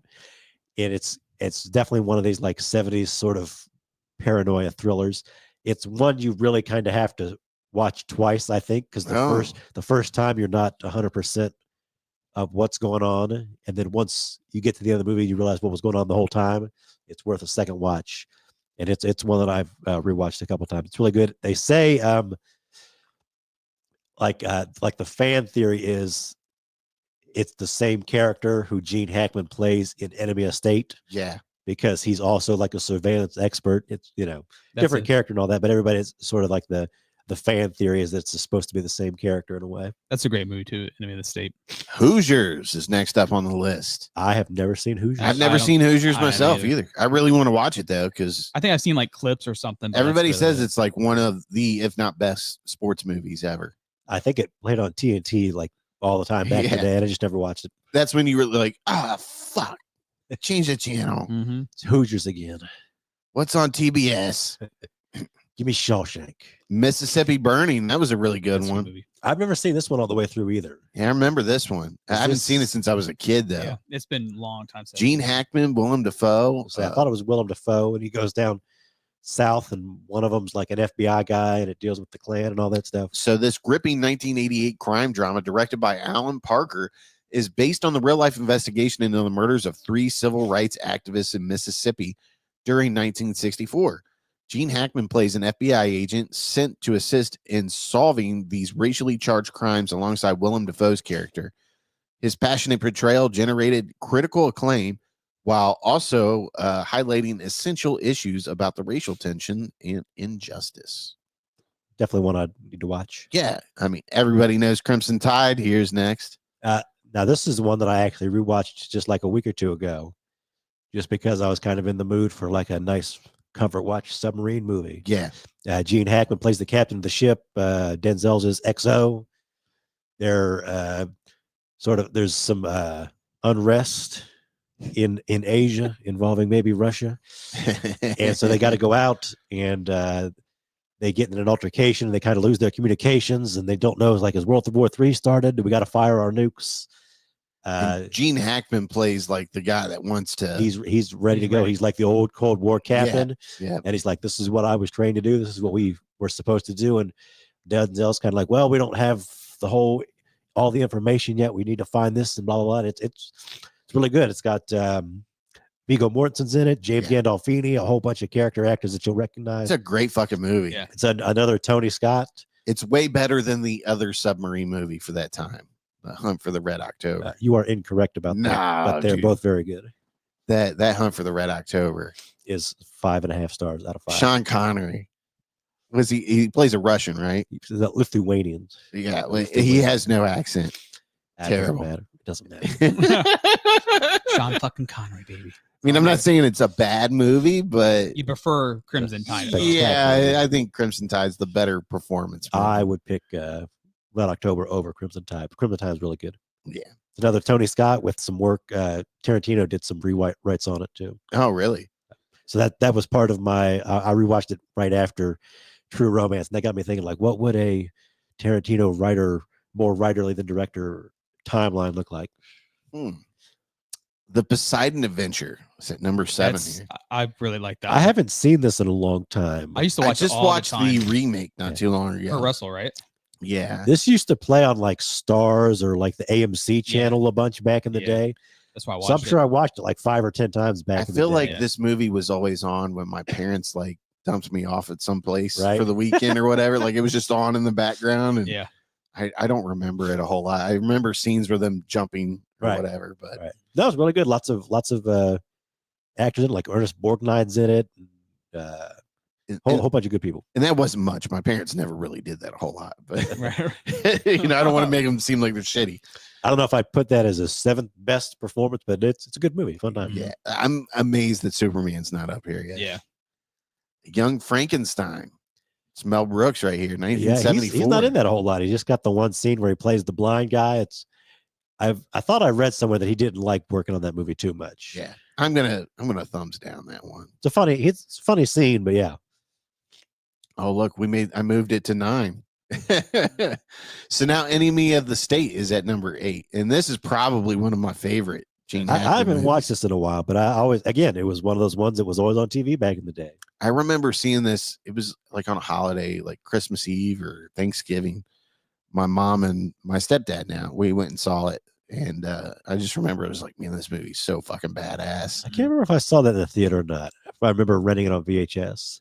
I mean, this is Yeah. like prime Will Smith right here. Yeah. Like he's It on is. top of the world. Gene Hackman's the older guy that's, Real.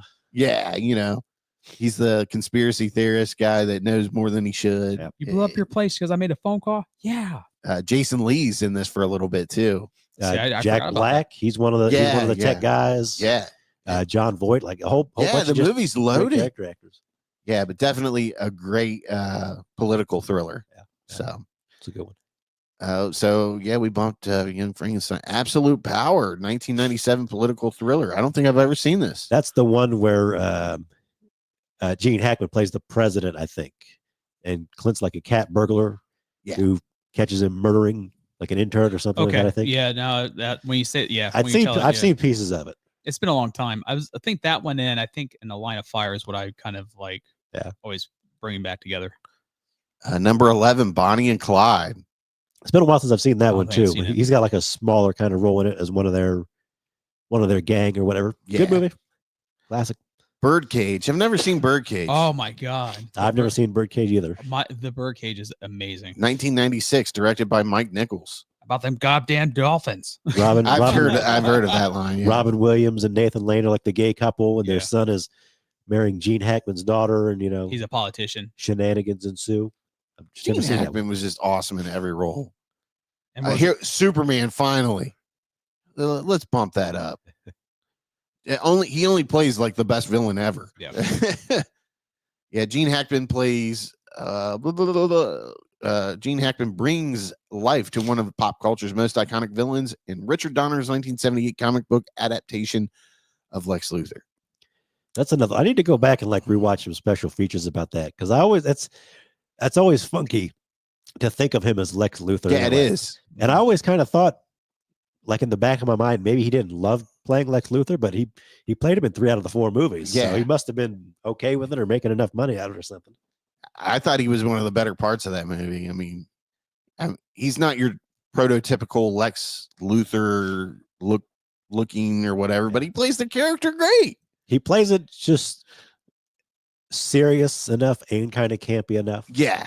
It's a good, like, in the middle blend there. Yeah. Well said there. I always like how he yells for his assistant, Miss Tessmacher. Yeah. I'll be walking around the house sometimes, just yell that out, Miss Tessmacher. Didn't he have like the coolest like villain layer too? The one that's like in the subway. Or Yeah, it's so fucking cool, dude. You're like, it had like a pull, didn't it? yeah. Yeah, it was fucking awesome. And he had the little dopey side assistant. Otis. So Yeah. yeah. We should start calling Robzilla Otis. Otis. Otis gets away, doesn't he? I can't remember because they both go to jail and they break out in the second one. Does he leave Otis in jail in the second one? He might. I don't remember. I feel like Otis got away. Like Otis, he goes to climb the balloon. He gets out of the balloon. Yeah. And he starts to rip. He's so fat. He like he starts pulling the whole balloon And down. he's really not that fat. He's not particularly that fat.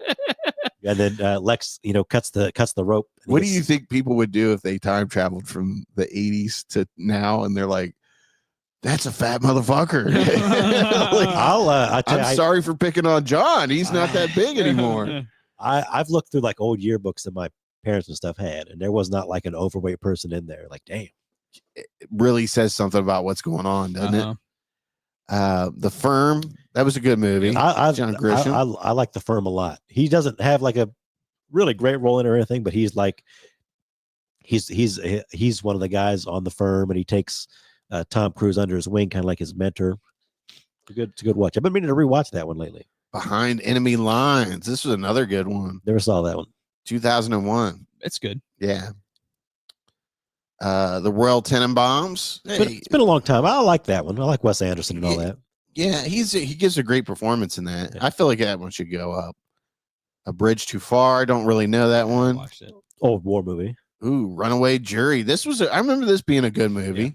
Haven't seen that one. I think I just saw that it was like coming to Netflix or it's on Prime or somewhere. It's been on one of my watch lists. Uncommon Valor, 1983. Don't remember that one. Haven't seen that one. Yeah, I don't remember it. Yes. This fucking gym right here, The Quick and the Dead. I was just thinking about this Me movie too. the other day. he's such a good villain, isn't he? I've rewatched that somewhere in the last couple of years because somebody else Fucking was talking about Sharon Stone, and this was Leonardo like DiCaprio, one of young Leo's first Leo. movies. it. Yeah, Russell Crowe. Yeah. yeah, dude. Court- There's all kinds of good people in this Yeah. movie. Directed by Sam Raimi. Lance Henriksen, Really, didn't it? really underrated stuff. I saw this in the theater when I was Yeah. a young dude. What year did it come out? 96? 95. Oh, 95. Yeah, I remember seeing that with it. You know, we used to go to the movies every Friday night, and I remember seeing this with my parents, and I was like, "This movie fucking rocks." I've been meaning to do it, but I'm trying to pinpoint like when my parents first started taking me to go see movies in the theater, and there's a lot around like 95. It's got to be a few earlier than that. But like when you hang out with people's kids anymore, like I don't know if I'd take a 10-year-old to see like a movie in the theater, like like an adult kind of movie. Yeah. That's And funny. then I'm like, wow, I was going to the movies when I was 7 or 8 or something. My brother and I are 18 years apart, you know, and some of the things I remember when he was a kid, and my mom would be like, "He can't watch that." I'm like, "Are you kidding me?" Like, you used to let me watch Lethal Weapon and any Arnold Schwarzenegger and Steven Seagal movie, and this kid can't watch PG-13 stuff. Like, Right. what is going on here? My cousins took me to see Hellraiser 2. I remember Yeah. that. I mean, Dude, I remember my mom took me. She went out. She met a friend from work, and I was always the tag along or Right. whatever. And we had lunch, and then we went and saw the movie with Richard Gere and where he plays the lawyer investigating the priest getting murdered or whatever. with Ed Norton, Edward Norton, yeah. Primal Fear. Primal Fear. I remember seeing that, and I didn't understand Right. what the fuck was going on in that movie. Not a kid's movie, I'd say. yeah. And my mom, I remember to this day, she's like, I still feel bad about that one because I didn't think it was going to be like that. I'm like, well, you thought wrong. That was some shit to see for my age. Parents were different back then. Yeah. They really were. It was just like, yeah, you need to be exposed to the world. Yeah. And in many ways, I feel like, yeah, kids should be exposed to certain things and see that, you know, it's not always like a happy-go-lucky The world. world isn't sunshine and rainbows. Right. But yeah, You know, it's one thing to see like a rated R movie with a parent who can kind of explain something to you, Yeah. rather than you kind of hiding with it. But I'm gonna have to do that one time. Just put together some movies that I'm pretty sure I saw in Yeah. the theater and how young I was. I remember mom Oh. taking me to see The Relic. Yeah. I mean, like, you know. Oh, my mom used to rent movies like that for me all the time. It was like, hey, what do you want to watch this weekend? And I'd pick something out. She'd be like, are you sure? Yeah. Literally, my mom will let me watch anything, but she's like, once they say "goddamn it," she was like, "I can't watch this." Oh, Jesus. 21 is Scarecrow, Al Pacino and Gene Hackman. I haven't seen that. It's supposed to be pretty good. Yeah, I've heard about it, but never watched it. 22 is Get Shorty. Man, that's another underrated movie. Right there. I went to see this one in the theater with my dad. I remember wanting to see something else, Yeah. and Dad kind of wanted to see this, or the other. You got overruled. or the timing was off, and we went and saw that. And I really liked it, even when I was young. It's been a long time since I've rewatched it. The sequel was really good too. I still want to see the sequel, so Was I it need to revisit that one. What's the sequel? It's Get Get Shorty too, isn't it? no, I think it's Or it's got another name Yeah. completely. The Rock. I know the Rock's in it. yeah. supposed to be one of his better performances. Yeah, look it up. Well, so I know it's not like Get Shorty 2. It's 23 Narrow Margin. 24 is Night Moves. Narrow Margin. I'm pretty sure I saw on TV years ago. It's the one where he's on a train and he's like escorting a woman from the mob or something like that. That's one I'd like to revisit. Night Moves is an underrated one. I need to revisit because he plays like a detective, and it's going into like some dark noir kind of stuff. I think it's getting a 4K release from Criterion later this year. So I'm going to buy Okay. that when it comes out and Be revisit Cool it. is what it is. Be Cool. That's what it was. Yeah. So even down there in the 20s, he's still got some good stuff. Get Shorty too. Like I was so convinced of that. Yeah. Like You're sold. I Get was sold. shorter. Isn't it Get Shorty too? Like Get TOO shorter. Get shorter. heist. I remember when that one yeah. came out, and I've still never seen it all the way through. I'll bear that one. Class Action. I kind of remember this one. I don't remember that Little one. bit. at all. What's this doing so far down here? The Replacements. It's like one of the best sports movies ever made. Keanu Reeves plays a washed-up Ohio State quarterback. Johnny Falco. Utah. Yeah, Falco. Different movie. His name's Falco. I think the last name. Yeah, Falco. Falco is Replacements. Johnny Utah is Breaking. Young- Breaking. John Favreau. What's that movie called? Point Break. Point Break. Yeah. Mhm. Under Fire, I don't think I've seen that one. The Package. That doesn't look good at all. I think does that have Tommy Lee Jones in it? Yes, Tommy Lee Jones. That's kind of an interesting one because it's the same guy who directed The Fugitive, Okay. Andrew Davis, I think, and it's a few years before that, and it's got Tommy Lee Jones is he's trying to assassinate somebody, and he's in the army, and he breaks out of the army, and Gene Hackman was supposed to be escorting him, and he's got to find him again. So it's got like fugitive vibes. Not nearly as good as that for me, but it's worth a watch if you find it streaming somewhere. French Connection 2. Saw that one a long time ago. Rented it. It's okay. Under Suspicion. I remember that one. Superman 2. He gives a great performance. Bat 21. Don't know what that is. Another war movie, probably. I think we're down to the Where's my one movie? Loose Cannons. That's the one I want. Extreme Measures is really good. Extreme Measures is one I want to revisit because I remember seeing it on TV back in the day with Hugh Grant. Yeah. And they're like doing kidnapping homeless people to do experiments. Yeah. Gene Hackman's like a doctor or whatever. Prime Cut's a good one where Gene Hackman is like a gangster in Kansas or something. Oh, geez, look at you reaching with the 1972 flick. And like Lee Marvin has to go afterwards. That's a good one. Worth checking out. I think, we're at the end of the road here. Where's Loose Cannons, man? That's my favorite. Love I think they just said, fuck you, Rob. There's no Loose Cannons here. Superman 2, the Richard Donner cut. Superman 2, the Richard Donner cut's above Superman 3 or Superman 4, rather. Yeah. I loved Superman 4 growing up. I did too. That's the one where he the nuclear man. Yeah, dude, that's a fun movie. And it's got he grabbing like electricity or whatever. Yeah. I remember seeing that fight on the moon when I was like fucking 3 years old. I was like, this is amazing. He's flinging nukes into the sun. Yeah. Superman was like the best when I was a little kid, man. I remember the first time I watched Superman and seeing him spin the world back. I was like, oh my God. He saved her. He just reversed time and saved Lois from dying. Like, that's impossible. And it's Marooned Power. I don't think we're gonna see your movie. Devastated. You really are. Welcome to Mooseport. Welcome. It's a shame that Welcome to Mooseport was his last movie because it's not particularly good. Yeah. I think I've seen it once back in the day. The Mexican. I totally forgot about him being in that. Yeah. Full Moon and Blue Water, Misunderstood, Loose Cannons. Yeah, I will up. What is Loose Cannons about, Robzilla? So look, you moved it to 64.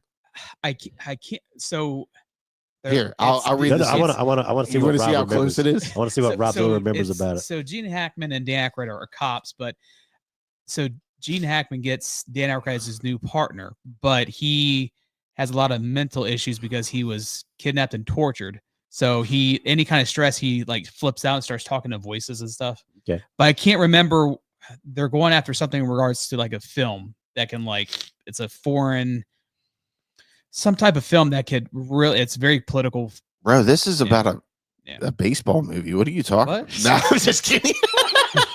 I was like, what the fuck? He was totally what? I was like, you would think the appropriate response would be like, shut the fuck up. You don't know what you're talking about. You're looking at the wrong things, you understand the world we live in. We're living in a fucking different universe here. So now from here, that appears to be streaming on Tubi, Rob. So I expect that to be the Tubi pick.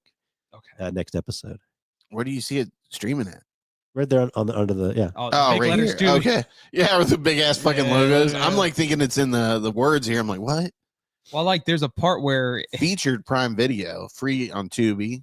Get it on Apple TV. Well, there's a scene where Gene Hackman has to stay at his house, but everything's like pure white, so nothing colors will throw him into an episode.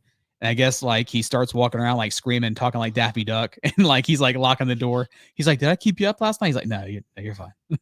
So let's see how close he is. A string of murders have taken place in Washington D.C., but the officers assigned to the case, Mac, Gene Hackman, and Ellis, Dan Aykroyd, have to deal with their own conflicts first. The grizzled Mac is perpetually annoyed by the undeniably brilliant yet troubled Ellis, who in times of stress tends to black out and adopt the personalities of pop culture icons. Wow. It's You, like you what- were close. Yeah. Well, there's something with a film that they have to get, but it's something with a political film. Oh, But yeah, man. Gene Hackman was just he was intense. more than a character actor. I don't know if I'd even want to call him a movie star in a way, but he was just like a damn solid actor. He was, Yeah. dude. I don't think I've ever seen like a bad performance out of Right. him. Not saying I haven't seen a bad movie with Gene Hackman in it, because we have. Performance. But Gene Hackman, like you said, you need a solid guy to step in and, you know, help push the A-lister over Yeah. on this movie. Gene Hackman's going to get that work in for Dude you. was just like a real dude, you know, and he's the kind of actor we don't see too much anymore. Like No. every actor, it's you know, it's like with women actresses, like they've all got to look like superstars. They've all got to have abs in this Yeah. anymore. And He Gene doesn't Hackman was look like just, a movie star. yeah, Gene He's Hackman was average just guy. like, oh, that's a dude. Yep. I was listening to an interview with Kevin Costner on who's the NFL guy? Rich Eisen. Rich Eisen. Yeah, Eisen. Yeah, I saw that. And he was like saying how he was fighting for a different Scenes. scene. Like he didn't want to do the scene sitting down all the time. And he was fighting for it. And then they were like really worried about like, well, what's Gene Hackman going to do? And he's like, Gene's a professional. Gene It's will figure out Gene what to do. fucking Hackman. He Yeah. can fucking do it on the spot. Who He can- cares? And He can figure it out. yeah, and then he said Gene got him, and he was like, I haven't seen anybody do what you just did. And I forget like what he said along So the lines. Gene kind of said, I've been doing some crap movies lately just Yeah. to make a paycheck. Yeah, questionable movies. And he was like, what you just did reminded me about when I cared about acting. Yeah, or had to fight for something. yeah. And he got in his car and left. Yeah, he said he didn't even say goodbye. He just walked away and got in his car. Like, that's what kind of dude Gene Hackman was. Yeah. He doesn't care what you have to say. He's got to get what he's got out, and then he's done. Yep. R.I.P. Man, well, yeah, he's going to be missed. And, Yeah. you know, when his death was announced, I was like, what happened to Gene Hackman? Yeah. He hasn't been around in forever. He just had enough. He retired. Yeah. And then, you know, I got to read and it said he retired because of, you know, health issues. Health. I think he just wanted to spend time with his wife. Yeah. Had plenty of money. He like I said, he wrote a couple books after he retired from movies. I mean, 95. I mean, you would hope his wife would have lived longer, but Yeah. Gene Hackman lived a good life, and hopefully he didn't murder anybody. And Yeah. Yeah, hopefully they figured out it's not yeah, anything nefarious. I don't want to sit here and say he's the greatest human being on earth, and then he fucking Right. murdered his wife and his dog because he was unhappy about his meal or something. Right. But hopefully that's not the case. Fingers crossed. So Like I say, it's yeah. So it's a bit of a tragic end there, but like I said, hopefully they figure it out. Yeah. It's nothing too out there. but Hopefully nothing we have to cover on crazy news. yes, Yeah. because that will be a crazy news article. It definitely will be a follow-up once we figure out what happened. That's all we have for you on this episode of the Sleazy Podcast. Make sure you subscribe to the YouTube channel. Make sure you're liking videos, subscribing to TikTok, liking the videos, sharing them. And you know, our call to action never changes. Share the show with a friend or family member, whoever. Homeless person, whatever. Yeah, just hit play and make somebody listen to it, torture them a little bit, and hopefully we'll get another listener / viewer from that. But that's all we have for this episode of 204. As always, keep it sleazy. Thanks for listening to the Sleazy Podcast. Make sure you hit the subscribe button and remember, listen to Sleazy.